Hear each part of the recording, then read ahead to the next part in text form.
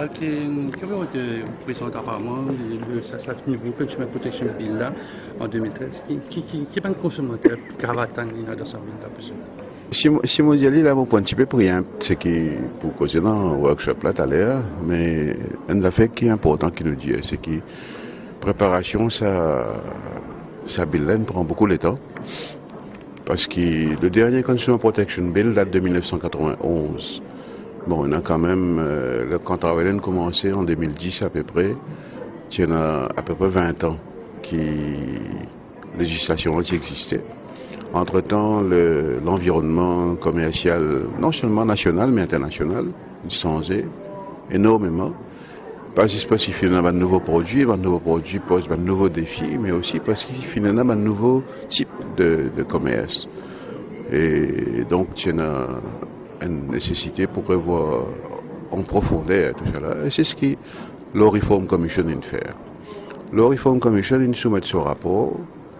Et le rapport-là, il servi de base pour préparation sa législation, draft legislation.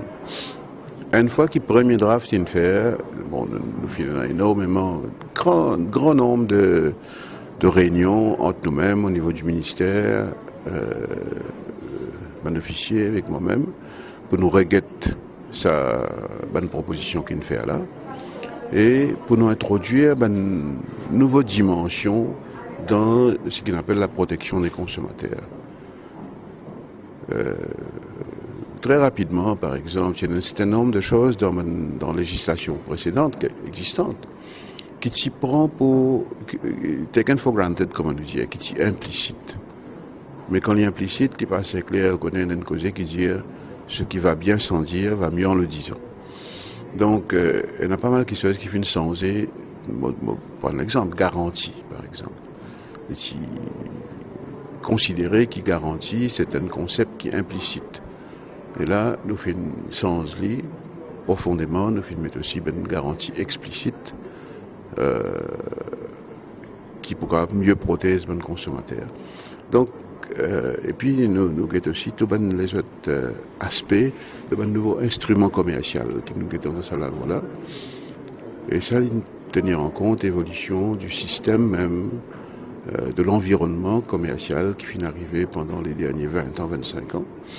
Et donc c'est pour ça que nous prenons beaucoup de temps pour préparer la loi là. Et je vous dis, évidemment, quand nous faisons ça, nous le faisons au niveau interne, ministère. Et là, aujourd'hui, nous appelons ça workshop là avec différents stakeholders, comment nous dire, pour nous partager ce qu'ils nous font et pour nous guetter s'il y a quelque chose qui nous manquait, s'il y a une nouvelle proposition, s'il y a un changement qui vise à introduire, mais nous pouvons faire pour que demain nous arrivions avec un produit final qui prend en bonne considération et concerne toute bonne partie concernée. D'accord, et donc quand est-ce qu'il nous attend qui ça faut appliquer les balles, comment dire? Il y a une procédure. Si, comme on dit aujourd'hui, nous sommes là avec une recommandation ou une proposition qui nous vise prendre board pour nous changer, pour rester de l'office présent là. Donc, nous permettons un changement dans draft legislation là. Et une fois qu'il nous finit fait ça, à ce moment-là, la procédure, c'est qu'il nous vise le Conseil des ministres.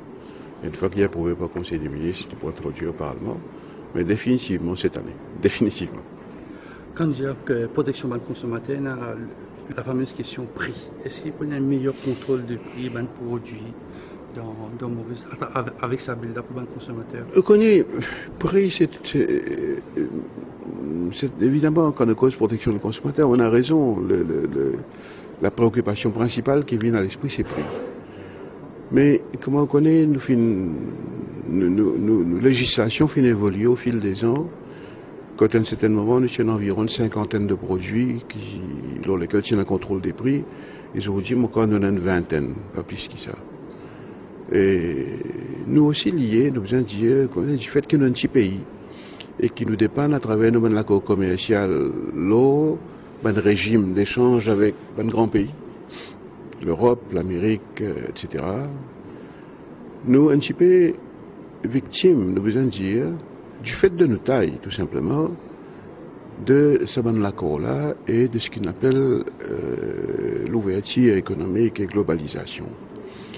Et dans certaines choses qui nous ne sommes pas capables de faire, pour la simple raison qui l'IPA correspond, disons, à ce qu'on appelle un nouvel ordre économique international qui prôné par un pays qui nous est un partenaire économique, qui nous est un partenaire commercial.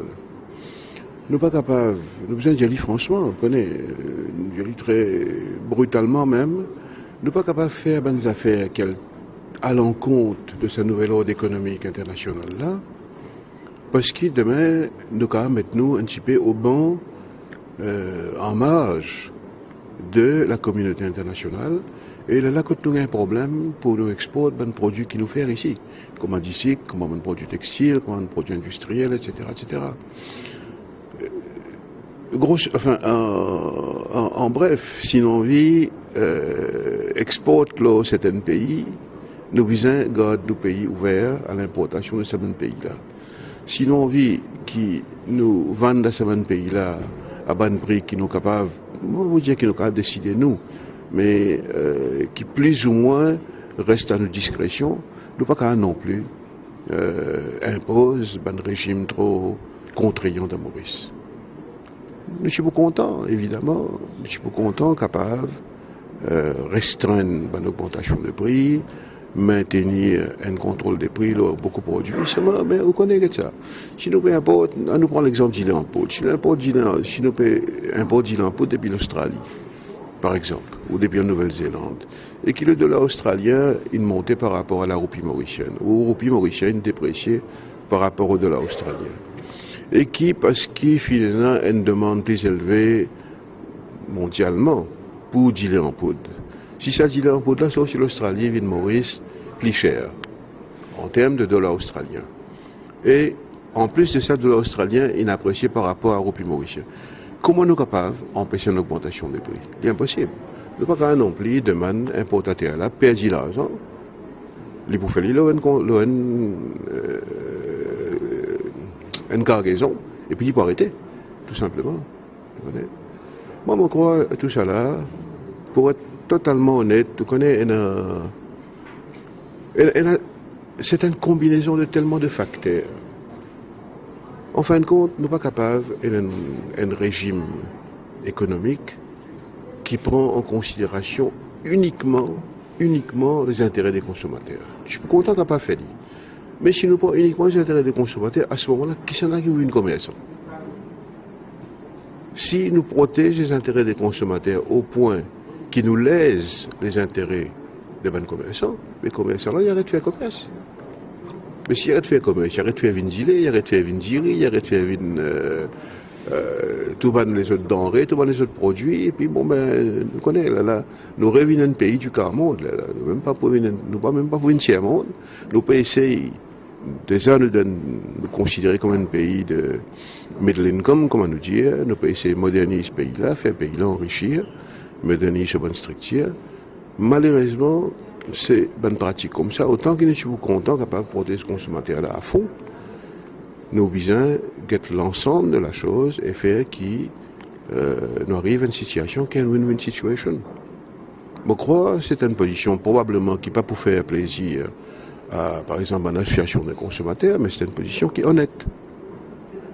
Dernière question, un produit au ministère donné aux consommateurs, c'est le fameux observatoire des prix. Justement, est-ce que vous pensez que cet observatoire des prix là vraiment, c'est quand nous trouvons une arrivée un cas, nous déjà signalé M. Bendou qui, si à cette histoire-là, il y a un peu fausse. Il passe un power, parce que banane est avant qu'il va inspecter la partie. Oui. Mon fin d'apprendre ça. Mais ne vous avez rien à faire, c'est que pendant quelque temps, pendant quelque temps, l'observatoire des prix finit effectivement, on va connaître pas une info, le consommateur, le prix différentiel, le différentiel de prix plutôt. Pour qu'il soit capable de faire ça, il faut que le consommateur gagne de l'intérêt à le lire, à le rôder, etc.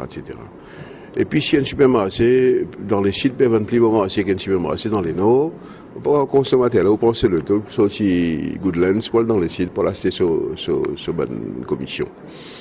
Mais pendant quelque temps, il s'est servi comme un facteur de concurrence entre les points de vente. Et de ce point de vue-là, il est intéressant.